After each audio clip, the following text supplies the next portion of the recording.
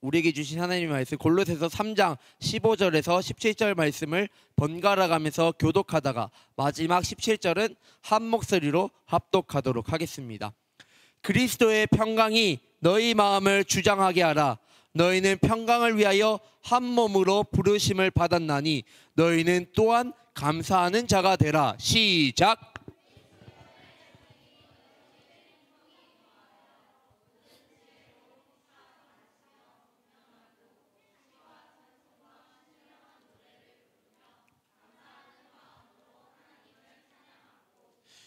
또 무엇 함께 읽습니다. 시작. 또 무엇을 하든지 말에나 일에나 다 주 예수의 이름으로 하고 그를 힘입어 하나님 아버지께 감사하라.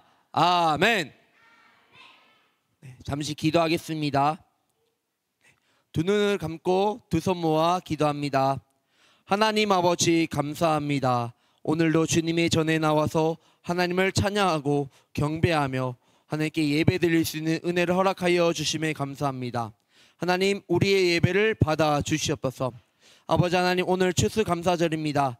하나님께서 우리를 만드시고 여기까지 인도하여 주시고 우리를 구원하여 주시고 우리에게 베풀어 주신 은혜와 사랑을 다시 한번 느끼고 다시 한번 깊게 깨닫는 이 시간 되게 하여 주시옵소서. 말씀을 전하는 자 듣는 자 모두에게 성령의 은혜를 더하여 주셔서 그 말씀을 깊이 깨닫고 아멘하고 순종하며 살아가는 저희 모두가 되게 하여 주시옵소서. 감사하며 예수님의 이름으로 기도드립니다. 아멘. 오늘 말씀의 제목을 큰 목소리로 읽어보도록 하겠습니다. 시작. 다시 한번 시작. 네, 아주 좋습니다. 사랑하는 유연부 친구들, 오늘이 무슨 날이죠? 네, 추수감사주일이에요. 네, 추수감사절은 어떤 날일까요? 아는 친구 있어요?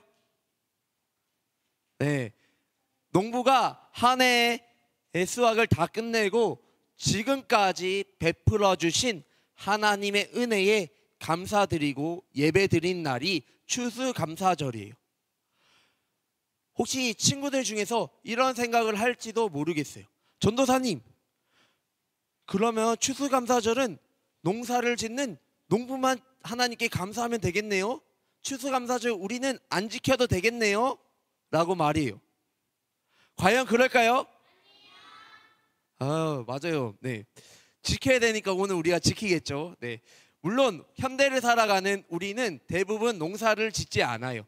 소수의 사람들만 농사를 짓는 농부예요. 그러나 우리 역시 하나님의 은혜 없이는 도저히 한순간도 살아갈 수 없는 사람들이에요. 올 한 해도 하나님께서 우리에게 여러 필요한 것들을 채워주셨어요. 그리고 오늘까지 우리를 지켜주시고 오늘까지 우리를 인도하여 주셨어요. 그 하나님의 은혜와 사랑을 기억하는 날이 무슨 날이라고요? 맞아요. 추수감사주일이에요. 그래서 우리는 지켜야 되는 거예요. 그렇다면 올해 2024년 1월 1일부터 오늘까지를 뒤돌아보았을 때 매일매일 기쁘고 행복한 날만 가득했나요? 솔직하게 아니에요. 꼭 그런 날 행복하고 즐거운 날도 있었지만 그렇지 않은 날들도 있었어요. 때로는 지치고 힘들고 괴로운 일들도 있었어요. 그러나 그 순간에도 하나님의 백성, 하나님의 자녀인 우리는 감사해야 돼요. 그렇다면 어떻게 우리가 감사할 수 있을까요? 힘들고 어려운 순간에서도 어떻게 우리가 하나님께 감사할 수 있을까요? 우리가 골로새서 3장 16절 말씀을 한 목소리로 크게 읽어보도록 하겠습니다. 시작. 그리스도의 말씀이 너희 속에 풍성히 거하여 모든 지혜로 피차 가르치며 권면하고 시와 찬송과 신령한 노래를 부르며 감사하는 마음으로 하나님을 찬양하고. 아멘. 예수님께서는요, 우리를 너무나도 사랑하세요. 그래서 죄로 죽을 수밖에 없는 우리를 살리고자 사람의 몸으로 이 땅에 오셨어요. 우리가요, 이렇게 원래는 십자가를 져야 돼요. 십자가는 축복의 상징이라고 했나요? 저주의 상징이라 했나요? 맞아요. 저주의 상징이에요. 지우랑 다나 골든벨 울릴 것 같은데 너무 잘하는데. 네. 아무튼 저주의 상징이에요. 원래 우리가 죄를 지었기 때문에 이 십자가에 져야 돼요. 우리가 십자가에 못 박히고 우리가 옆구리에 창 찔리고 가시면류관을 써야 되는데 예수님께서 우리를 위해서 대신 지셨어요. 우리를 위해서 십자가에 지심으로 우리를 구원하기 위한 하나님의 온전한 뜻을 이루셨어요. 그 지금도 살아계시고 역사하시는 예수님께서 늘 언제나 함께 하세요. 그리고 우리를 향한 하나님의 뜻이 이루어질 수 있도록 도와주세요. 우리의 힘으로는 우리의 죄의 문제를 해결할 수 있어요? 해결할 수 없어요? 해결할 수 없는데요, 예수님께서 해결해 주셨어요. 우리가요, 영원히 죽을 수밖에 없었던 우리가 예수님만 믿기만 하면은 하나님의 나라에서 영원히 살 수 있는 은혜를 받게 되었어요. 그리고요, 우리가 원래 죄가 있었기 때문에 죄로 인해서 죽을 수밖에 없었기 때문에 하나님께 나아갈 수 없었어요. 우리의 힘으로 하나님께 나아갈 수 없었어요.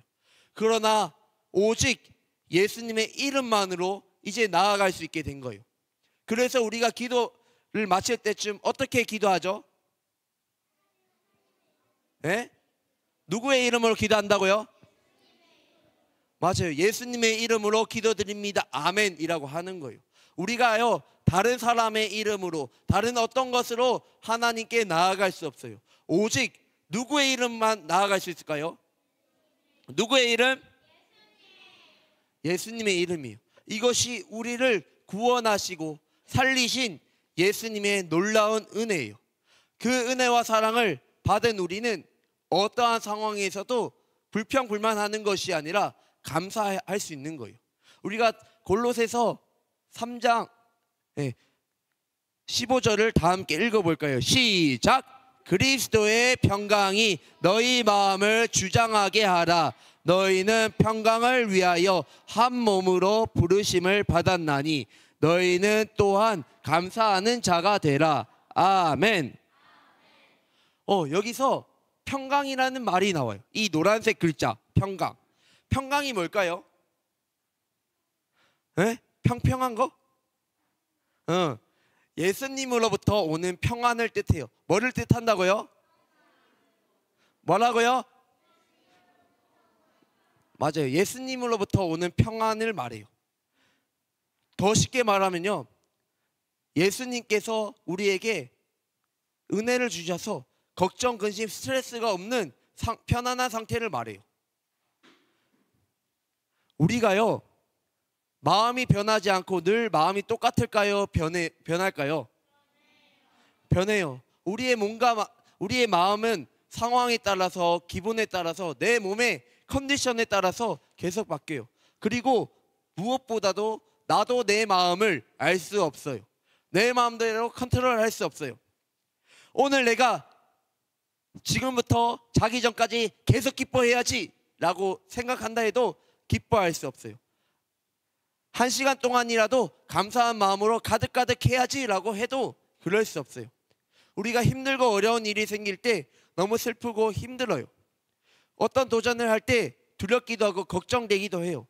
그럴 때 감사보다는 원망하고 짜증날 때도 많아요. 그러나 우리가 예수님의 말씀이 우리 마음에 가득가득 차 있을 때 예수님으로부터 오는 평안이 우리의 생각과 마음을 지켜줘요. 그래서 우리가 예수님 안에서 평안한 마음을 누릴 수 있는 거예요. 그래서 어떠한 상황, 어떠한 순간에서도 우리의 마음이 평안하고 하나님께 감사하고 하나님께 찬양할 수 있는 거예요. 우리가 마지막으로 골로새서 3장 17절을 엄청 큰 목소리로 읽어보도록 하겠습니다. 시작! 또 무엇을 하든지 말에나 일에나 다 주 예수의 이름으로 하고 그를 힘입어 하나님 아버지께 감사하라. 아멘. 우리가 다시 한번 더 크게 읽어볼게요. 시작! 또 무엇을 하든지 말에나 일에나 다 주 예수의 이름으로 하고 그를 힘입어 하나님 아버지께 감사하라. 아멘. 방금 우리가 말씀을 읽었는데요, 우리가 말하고 행동하는 모든 것들을 누구의 이름으로 하라고 했나요? 누구의 이름? 맞아요. 예수님의 이름으로 해야 한다라고 이야기하고 있어요. 그렇다면 우리가 예수님의 이름으로 말하고 행동한다는 것은 도대체 무슨 뜻일까요? 그것은 바로요, 예수님을 믿고 의지하면서 나아간다라는 거예요. 사랑하는 유연부 친구들, 우리 친구들이 예수님을 믿고 의지하면 의지할수록 예수님 안에서 예수님의 말씀이 우리의 마음을 다스리게 돼요. 그러면요, 우리가 어떠한 상황, 어떤 순간에서도 아무리 괴롭고 힘들지라도 예수님 안에서 즐거워하고 기뻐할 수 있는 거예요. 예수님으로 인하여 감사할 수 있는 거예요. 그래서 늘 하나님께 찬양하는 하나님의 백성, 하나님의 자녀가 될 수 있는 거예요.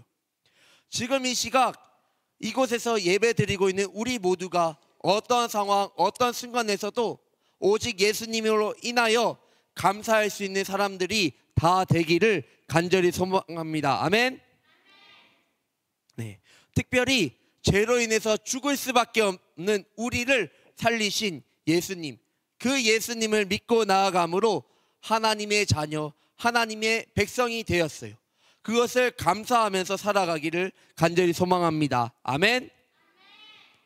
사랑하는 유연부 친구들, 하나님의 자녀가 되었다고 하니까 이게 얼마나 대단한지 잘 모를 수도 있어요. 어떻게 보면 너무 당연하게 느껴질 수도 있을 것 같아서 좀 더 이야기를 해볼게요. 우리는 원래 죄의 노예였죠. 그쵸? 맞아요. 죄의 노예였어요. 이렇게요, 죄로 인해서 묶여 있었어요. 마귀가 시키는 대로 할 수밖에 없었던 사람이에요. 묶여가지고 꼼짝없이 죄로 인해서 죽을 수밖에 없었던 사람들이에요. 그렇기 때문에 이렇게 묶여가지고 하나님께 나아갈 수 없게 되었어요.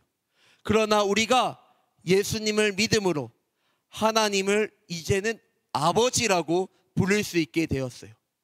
기도를 통해서 하나님 아버지께 나아갈 수 있게 되었어요. 죄에서 자유로워졌기 때문에 우리가 감사와 기쁨이 충만한 삶을 살아갈 수 있는 거예요.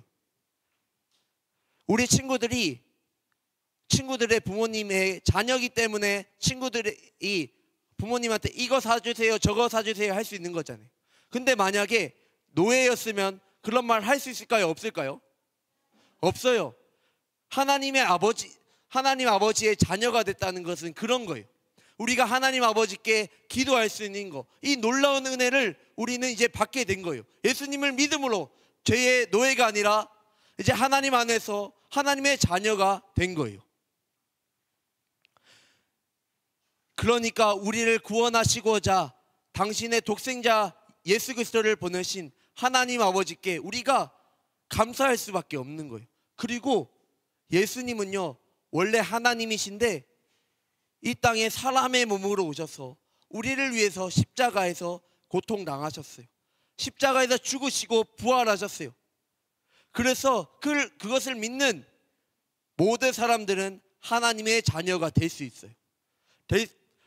하나님의 자녀가 될 수 있게 되었어요.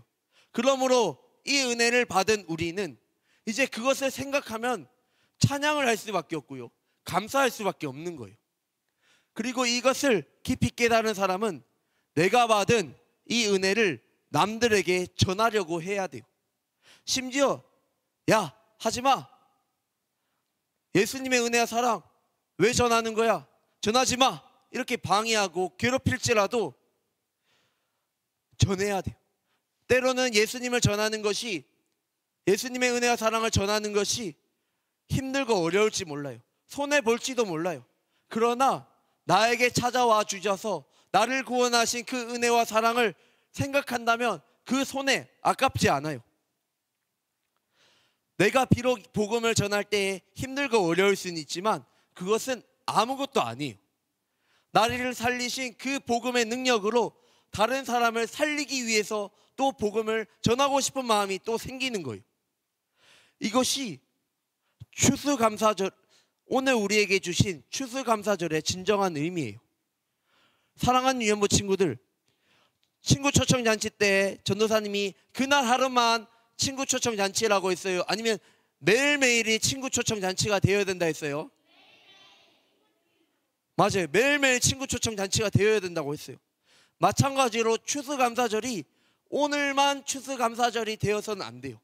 우리는요, 매일매일 추수감사절이 되어야 해요. 그래서 죄로부터 나를 살리신 그 예수님의 은혜와 사랑을 기억하고 감사하면서 내가 받은 그 복음을 다른 사람들에게 전하며 살아야 해요. 오늘도 이번 한 주도 늘 주님의 은혜와 사랑을 기억하면서 감사하면서 살아가는 저와 우리 사랑하는 기쁨의 동산교회 모든 유년부 친구들과 선생님들 다 되기를 간절히 소망합니다. 아멘.